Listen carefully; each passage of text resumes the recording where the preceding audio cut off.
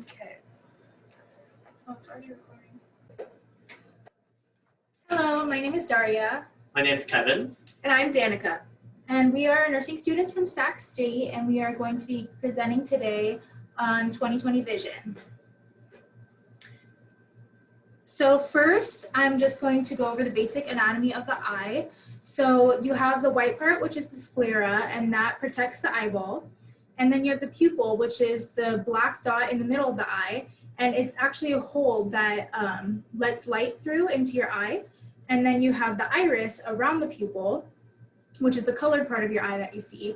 And the iris controls how much light is able to enter the eye by changing the size of the pupil. And then in front of the pupil and the iris, you have the cornea, which is a clear window that covers it. And then behind the pupil is the lens, which acts like a camera lens and focuses the light onto the retina, which is the inner lining of the back of the eye. And then the retina takes this light and turns it into electrical signals that are then transferred through the optic nerve to the brain to interpret the images you're seeing. So the first eye issue I'm going to be talking about today is called age-related macular degeneration. So this is an age-related eye issue. The word macular refers to the macula, which is the functional part of your retina that allows us to see sharp central vision that we need for activities like reading and driving. So when you have AMD, the central vision gets blurred, but your peripheral vision, which is what you see around the center, is still normal. So risk factors for AMD include age. So people who are age 60 years and older have a family history of AMD, people who are Caucasian, and smokers. Risk factors also include high cholesterol and high blood pressure. So the most common type of AMD is a type called dry AMD, which actually doesn't have any treatment. So the main focus is prevention. So if you smoke already, quit or don't start if you don't. Exercise regularly, maintain healthy blood pressure and cholesterol levels, and eat healthy foods, including green leafy vegetables and fish. But the more severe type of AMD is called wet AMD, and this one will have more, so with dry AMD, the vision loss is more gradual, whereas wet AMD is a more sudden central vision loss. And this actually has treatment. So there are these drugs that can be injected into your eye, and there's also a laser treatment. But it's very important if you have the sudden vision loss to go see your ophthalmologist for an eye exam. So the next issue I'm going to be talking about is cataracts. And this is an eye disease that affects the lens of your eye, and it becomes cloudy. So most cataracts are age-related, but it can also be caused by other things like prior eye surgery or radiation on your upper body. The mild stage or early stages usually don't really have any symptoms, but then as the cataracts grow, they can cause your vision to be blurry or cloudy. You will have poor vision at night. Photosensitivity, which is sensitivity to light. You might see a halo around lights, or you might have double vision as well. So risk factors for cataracts include health problems like diabetes, again, smoking, drinking alcohol, family history, prior eye surgery, or spending a lot of time in the sun, or taking steroids. So in order to prevent cataracts, make sure you protect your eyes when you're out in the sun. So wear sunglasses and a hat that has a brim. Again, if you smoke, quitting will really help prevent these eye issues. I have included a hotline number here to call for assistance with quitting. Again, eat plenty of fruits and vegetables and get your dilated eye exam. If you're older than the age of 60, get it at the very minimum once every 2 years, but if you have other risk factors, you should definitely be getting it at least once a year. So treatment for cataracts, when they're in the early stages, it's mainly just management, because prolonging the surgery doesn't cause any harm. You can go as long as you want before you get the surgery. The surgery is only really recommended if your vision is very very blurry and it's impacting your daily activity. So if you're in the earlier stages, you could just manage it at home by using brighter lights, wearing anti-glare sunglasses, and using magnifying lenses. But If it does progress and you want to get the surgery basically just takes out the cloudy lens in your eye and replaces it with a new artificial one. Hi everyone, I'm Kevin again, and I'll be talking about diabetic eye disease. So diabetic eye disease is an eye disease that's related to, of course, diabetes. And this occurs because the blood sugars can damage the blood vessels in your eyes. And when it does damage the blood vessels, it creates leaky blood vessels that can decrease the oxygen to the eye, and that's what causes the issues that we see. So the very tricky thing about certain eye disease, especially diabetic eye disease, is that this type of eye disease does not show any symptoms in the beginning until it has progressed to late stages of it. So it's really important to follow up on your eye exam. But how can I manage having a diabetic eye disease? So of course, like I alluded to earlier, the most important thing is to really control, of course, your blood sugar and your diabetes. So if you're a type 1 diabetic, it's really important to maintain your insulin and check your blood sugar levels. If you're a type 2, maybe you can manage your blood sugar levels through diet alone. But either way, it's really important to stay on top of it. Next thing I have highlighted is to manage your weight and cholesterol. And the reason why we want to look at this and manage that is because high fat and high cholesterol can actually increase the plaque buildup in the blood vessels of your eyes and of course in your body. And this can decrease the amount of oxygen that is being supplied to your eye and therefore can cause vision issues in the long term. And of course, just as Daria has mentioned in her cataracts topic, it's really important to get an annual dilated eye exam and to really check on the health of your eyes. If it gets to the point where you need a procedure for the leaky blood vessels in this disease, there is something called photocoagulation that actually kind of cauterizes the tiny blood vessels and prevents it from leaking and causing damage to the eye. The next eye disease that I'll be talking about after diabetic eye disease is glaucoma. So glaucoma is affecting the optic nerve, and as Daria mentioned in the very beginning, the optic nerve is a nerve that carries sensory information that your eyes receive from the light into your brain so that it can be processed so that you can have vision. So in glaucoma, there is damage to this and therefore damage to the transmission of these sensory information. So this can lead to, of course, vision problems. So who's at risk for developing glaucoma? Because that's really important when you want to assess your own risk and see if you need to get help. Well, the people that are at risk are people over 60 years old, people who are African American, of Hispanic or Latino descent, or have family history of glaucoma. Those are the people that should be staying on top of this certain eye disease. So just like with diabetic eye disease, glaucoma actually also has no obvious symptoms in the beginning. And that's really important because, again, you want to take your eye exam before you start getting any issues. But if you do notice issues, it will actually be in your peripheral vision. This is vision that you kind of see on the sides without actually looking at it directly. So you'll notice certain changes of that first. But for other types of glaucoma, some of the symptoms you may see are, of course, halos, painful eyes, blurry vision, headaches, nausea, and vomiting. For glaucoma, how can I prevent or control this? So we talked about this already, but important thing is to know what glaucoma is. And I did include a picture here that you can see on the screen of what an eye that's afflicted with glaucoma looks like. And you can see it's really cloudy and it doesn't look normal compared to a regular person's eyes. So if you do notice that, definitely see your optometrist right away. Just like I noticed, once you felt any of the symptoms, get it checked out. And again, to reiterate, routine eye exams are super, super, super important in terms of any eye disease, especially for glaucoma. And the reason why, especially for glaucoma, it's important is because the damage that happens with glaucoma is irreversible. So as this progresses, you can't fix it, essentially. However, there is some good news, and that damage can be stopped with eye drops that lower the pressure in the eyes. And that can actually prevent the damage because high pressure can actually cause issues with the eye. Okay. We had a question in the chat. Maybe we should do it. Okay.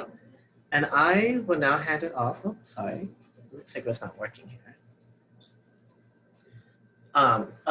Here we have a slide about taking eye drops for glaucoma, and I have some 3 pointers and some considerations if you are taking any eye drop. The first one is to never stop taking eye drops unless it's directed to by the ophthalmologist. The second one is to take it daily, and if you are taking it daily, you definitely want to alert your optometrist or ophthalmologist ahead of time so that it can get refilled and there's no gaps in between your prescriptions. And lastly, never change or use other people's eye drops for glaucoma. And this is because essentially you never know, maybe their eye drops is for something different. And you definitely don't want to be using something that's not meant for you on your own eyes, okay? And next, I will pawn it off to my friend here, Danica, to talk about dry eyes. My name is Danica. Also, just to the people watching, if you have any questions, feel free to put them in the chat and we'll answer them afterwards. So dry eye syndrome, better known as keratoconjunctivitis sicca. If you just break that word up, you can sound it out. So as we age, tear production from the eyes naturally slows. Our eyes have 3 sources of moisture coming from the lacrimal gland on the side, which is that tear gland on the picture, the glands embedded in the conjunctiva under our eyes, and the oil glands, which are on the edge of our eyelids. A slower lacrimal gland relates to lower tear quantity, and a slow conjunctiva and oil gland relates to lower tear quality. So both of these things put together results in dry eye syndrome. The signs and symptoms of that would be burning or grittiness in the eyes.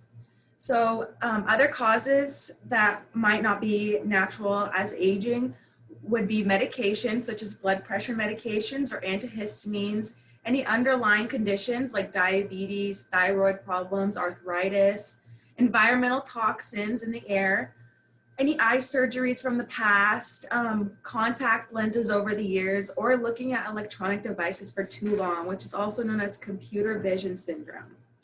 It's important to get help for your dry eyes to avoid discomfort, eye infection, and even scarred corneas after a while. The solutions for dry eyes are going to be on this list from the least invasive to the most invasive. So first you can try a warm compress to stimulate blood flow to the area. The middle picture, you can see a little diagram. With that, just putting it in a warm bowl of water, twisting it out and putting it on your eyes for 10 minutes, that'll help.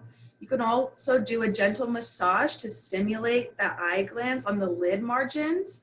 The third picture right there is how you would do that. So you would go up, down, up, down. And that was straight from our textbook. So that's pretty good information. The third is artificial tears, which there are many different brands of artificial tears. So any of them would be great. Medications also, some medications also produce tears, such as Restasis. There's a procedure also to block tear drainage, which would be more invasive if you really had a serious problem with it. And there's other solutions, such as wearing eyeglasses instead of contacts, which a lot of people wear eyeglasses. It's nothing to be embarrassed about. When I see someone with glasses, I don't even notice it. So my next problem that I'm going to be talking about is low vision. So what is low vision? In order to be considered of having low vision, you need to fulfill 3 requirements. You have to have impaired vision even after a corrective measure or treatment, such as eyeglasses or surgery. Your visual field is less than 10 degrees from the point of fixation, which is going to be performed by an ophthalmologist. You don't have to pull out your ruler and measure the... And also the fact that you're able to use your vision for planning. If you can use your vision for planning in your head, but you have difficulty seeing with your eyes in real life, then you probably consider having low vision if you fulfill the other 2 qualities too.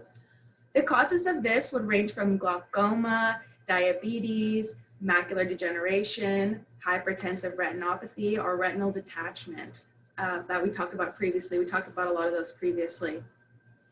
People with low vision are capable of using their vision and wish to do so. It's just hindered. So low vision solutions would be magnification, strong magnifying reading glasses, as you can see some of the people in the slide are using. There's also loupes, which are the third picture there on the right-hand side. They are glasses with a magnification attached to them. There's also newly emerging magnification devices, such as you can change your phone screen to have bigger text, or you can buy devices that are just bigger. Like I've seen remotes at Bed Bath & Beyond that are like this big for people with low vision problems. Also, you can just do things by voice soundtracks, so you don't have to see them, you could just listen. There's also rehabilitation for people with low vision. It's not going to restore your vision, but rather it's about adapting to the environment with this condition. So if there's anything that you should take from our presentation, it's that it's very important to get annual checkups, especially if you have any underlying eye condition or if you have diabetes. Some eye diseases have no symptoms in the beginning. So if you notice even a slight change that you wouldn't consider, it's very important to go and see the eye doctor. Wearing sunglasses and protective coverings will really help protect your eyes from the sun. And keeping your eyes protected from the sun is just as important as keeping your skin protected from the sun. And also, lastly, remember to take care of your eyes and overall health in general. It's important to get your annual checkups. Daria mentioned that if you're over 60, once every 2 years at minimum. But it's just best to go every single year to get your checkups. And eye and health is very important. Take care of your eyes. And thank you for watching our presentation. Later today, there'll be a survey that'll be sent out that we request that you guys complete, and that is for us to help assess how we did today and how well we taught. Thank you guys so much. Pam should be sending you guys the survey. It's just to give us feedback on the presentation, and we really appreciate if you. If they have any questions, you can go ahead and type Yeah. Oh And yeah. If there are questions in the chat, we can go ahead and answer those now. Yes. Thank you guys so much. Okay. What kinds of things might you see in the sides of your eyes with glaucoma? Oh, did I say with glaucoma? No, Well, it was during the But glaucoma. okay, so there you could see some halos. Some people might see some squiggles, but usually with glaucoma, I believe the peripheral vision is actually reduced, and that's actually kind of tricky because peripheral vision is not something everyone really notices. I mean, we don't really think about it. We really focus on our central vision, which is things that we directly look at. So that's why it's a little bit scary because, as your peripheral vision kind of closes, you might not even notice. So maybe I've read before, actually when I was younger, when people start getting scared and jumpier when people come up right next to them, and that hasn't happened to you before, that's actually that might be a slight change in your peripheral vision. What if those things, type of things come and go? So that's a good question to ask. And I think, as with anything, follow-up is really important. Because just because things come and go, maybe it's increasing in frequency, or maybe it's gone a long period of time. And discussing with your optometrist or your ophthalmologist about maybe what's going on in those periods of times that occur when it's present and when it's not present is really, really important. Great question, Sandy. And also, like Kevin explained, a lot of us don't usually notice our peripheral vision, so it could be a constant thing that you're not always noticing. But also, even if you don't have any peripheral vision symptoms or you have them sometimes, it's always good to go see your eye doctor, because even if you don't have symptoms, your eye doctor will be able to know if you have glaucoma or cataracts or anything like that. Right, and if it's an issue that comes and goes, like it will come and then get better and then come again, it could be related to being tired or being stressed even. Yeah. Yeah. Stress can increase, the intraocular pressure of the eyes, and that can cause issues with vision, So essentially with anything with eyes, if you experience anything, it's really good to get that checked out. Mm-hmm. And I think I kind of want to reiterate, when I talked about diabetic eye disease, symptoms don't come right away. And that's because these tiny vessels are kind of forming and you don't really notice that. I mean, they're so tiny, you don't notice symptoms. But when you get your annual dilated eye exam, they actually look into the back of the eyes and they can actually see those tiny blood vessels being formed before you even experience symptoms and degradation of your visual health. So that's why, again, it's really important, you know, again, to beat it to a dead horse, to get your eyes checked up fairly frequently. Thank Yes, because they can see things before you even feel symptoms, as Kevin just said. That's why it's very important. Thank you, Pam. Thank you for watching. Does anyone else have any other questions? Thank you so much. Thank you, Sandy.